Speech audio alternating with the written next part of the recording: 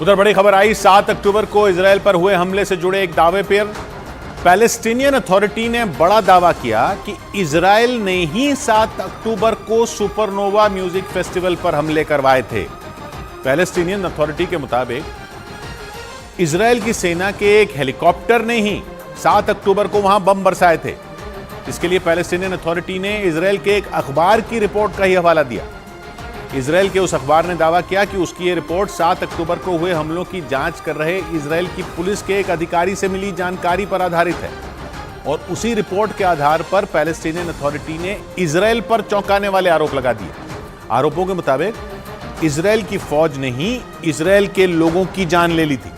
जबकि 7 अक्टूबर को इजराइल पर हुए हमले के बाद से ही नेतन्याहू की फौज गाजा में हमास के ठिकानों पर कहर ढा रही है।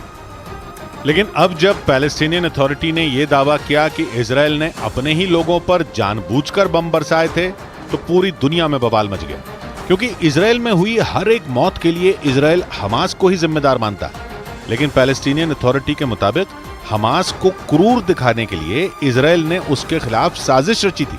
और 7 अक्टूबर को किबुत्ज रईम इलाके में सुपरनोवा म्यूजिक फेस्टिवल के दौरान इजराइल के उस हेलीकॉप्टर ने अपने ही लोगों पर बम बरसा दिए थे, ताकि दुनिया के सामने हमास को एक विलन के तौर पर पेश किया जाए और यह दिखाया जाए कि हमास के हमलों में इजराइल को बहुत ज्यादा नुकसान हुआ,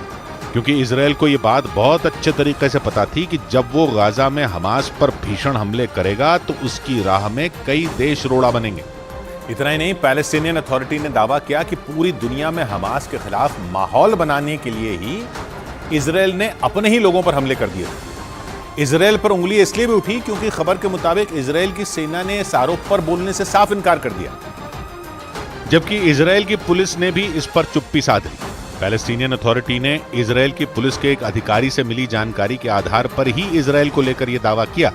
दावा तो यह भी किया गया कि इजराइल ने गाजा में हमले का जो प्लान बनाया था वो पूरी तरह से कामयाब हो, इसीलिए पहले ही इजराइल की सेना ने हमास के खिलाफ सबूत गढ़ लिए, क्योंकि उसे ये बात पता थी कि हमास को मिटाने के लिए जरूरी होगा कि उसे क्रूर और आतंकी के तौर पे दिखाया जाए। और इसीलिए 7 अक्टूबर को हुए हमले के बाद इजराइल ने हमास को तुरंत एक आतंकी संगठन बताया था और उसकी तुलना खूंखार आतंकी संगठन ISIS से भी कर दी थी। लेकिन पैलेस्टीनियन अथॉरिटी के दावे से इजराइल में हड़कंप मच गया। हालांकि खबर के मुताबिक इस आरोप पर इजराइल की सेना ने कुछ भी बोलने से इनकार कर दिया, जबकि नेतन्याहू ने पैलेस्टीनियन अथॉरिटी के दावे को पूरी तरह गलत बता दिया।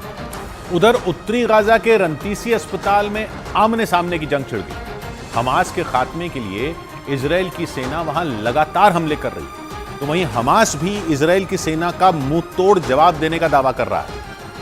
और इसके लिए हमास ने एक वीडियो भी जारी किया, जिसमें हमास के लड़ाके इजराइल की सेना का मुकाबला करते दिखे। हमास की अल कसाम ब्रिगेड ने जो वीडियो जारी किया, उसमें वो लड़ाके पहले इजराइल की सेना पर फायरिंग करते और फिर वहां से भागते दिखे। इस दौरान उन लड़ाकों ने अल्लाहू अकबर के नारे भी लगाए। उस वीडियो में हमास के लड़ाके इजरायली टैंकों को भी निशाना बनाते दिखे। इस दौरान दोनों तरफ से ताबड़तोड़ फायरिंग हुई, जिसके बाद अल कसाम ब्रिगेड ने इजरायली टैंकों को नुकसान पहुंचाने का दावा किया। हमास का अंत करने के लिए इजराइल की सेना लगातार हमास के ठिकानों को तबाह कर रही, लेकिन हमास के लड़ाके भी उसको मुंह तोड़ जवाब देने से पीछे नहीं हट रहे और इसीलिए रंतीसी अस्पताल में आमने सामने की जंग छिड़ गई। क्योंकि कुछ दिनों पहले इजराइल की सेना ने रंतीसी अस्पताल में हमास का कमांड सेंटर होने के सबूत पेश किए थे और आरोप लगाया था कि हमास के लड़ाके गाजा के अस्पतालों को अपने फायदे के लिए इस्तेमाल कर रहे हैं, क्योंकि कुछ दिन पहले इजराइल की सेना ने रंतीसी अस्पताल का एक वीडियो जारी किया था और उसमें हमास के हथियारों का बहुत बड़ा जखीरा मिलने का दावा किया गया था। रंतीसी अस्पताल गाजा का दूसरा सबसे बड़ा अस्पताल है, जहां सिर्फ बच्चों का इलाज होता है। लेकिन इजराइल ने आरोप लगाया था कि उस अस्पताल में हमास का बहुत बड़ा ठिकाना मिला था और जब इजराइल की सेना उस अस्पताल के बेसमेंट में पहुंची तो उन्हें वहां हथियारों का बड़ा जखीरा मिला था और उसे देखकर यह लगा कि हमास ने कई दिनों तक जंग लड़ने की तैयारी की हुई थी और इसके लिए उसने रंतीसी अस्पताल के नीचे अपनी एक अलग दुनिया बना ली थी। इजराइल की सेना के मुताबिक हमास ने अपनी ज्यादातर सुरंगें किसी अस्पताल या स्कूल के नीचे ही बना रखी हैं